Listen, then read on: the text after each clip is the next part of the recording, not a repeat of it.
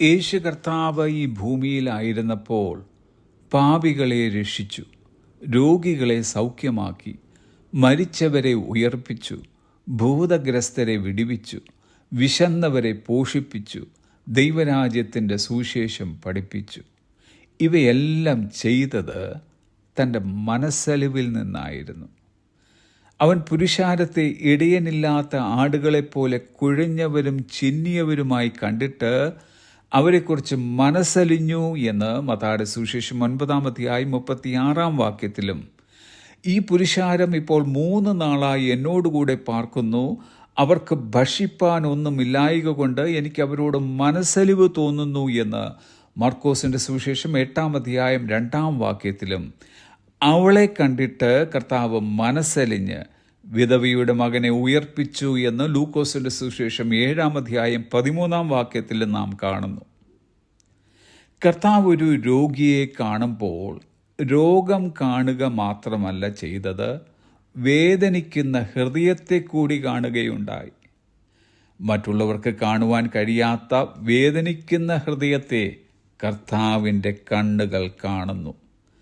അങ്ങനെ നമ്മുടെ അകവും കൂടി കർത്താവ് കാണുന്നത് കൊണ്ട് പുറമെയുള്ള ആവശ്യങ്ങളെ സുഖപ്പെടുത്തുന്നതിനോടൊപ്പം നമ്മുടെ ഹൃദയത്തെ കൂടി അവിടുന്ന് സുഖപ്പെടുത്തുന്നു. കഴിഞ്ഞ കാലങ്ങളിൽ ദൈവം നമ്മെ പരിപാലിച്ചതിനും സൗഖ്യമാക്കിയതിനും പിന്നിൽ കർത്താവിൻ്റെ മനസ്സലിവായിരുന്നു കാരണമായത്. ആയതുപോലെ നാം മുടിഞ്ഞു പോകാതിരുന്നതും അവിടുത്തെ ദയൊന്നുകൊണ്ടും മാത്രം.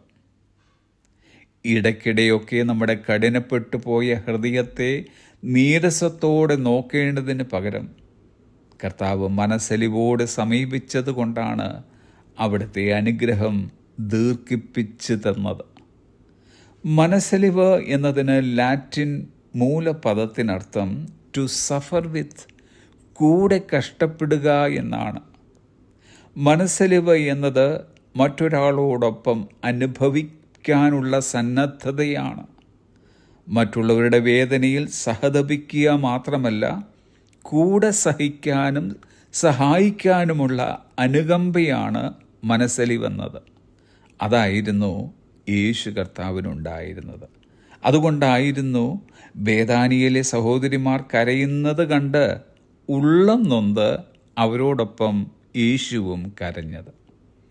നമ്മുടെ വേദനകൾ, ദുരിതങ്ങൾ, സങ്കടങ്ങൾ, ഞെരുക്കങ്ങൾ ഇവ കണ്ടിട്ട് കണ്ണടച്ചിരിക്കുന്നവനല്ല നാം സേവിക്കുന്ന കർത്താവ്.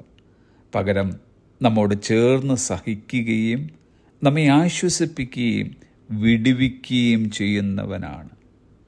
അതുകൊണ്ട് സഹായം തരുന്ന ആ കൈകളിലേക്ക് കൃപ കാട്ടുവോളം നമുക്ക് നോക്കിക്കൊണ്ടിരിക്കാം. Have A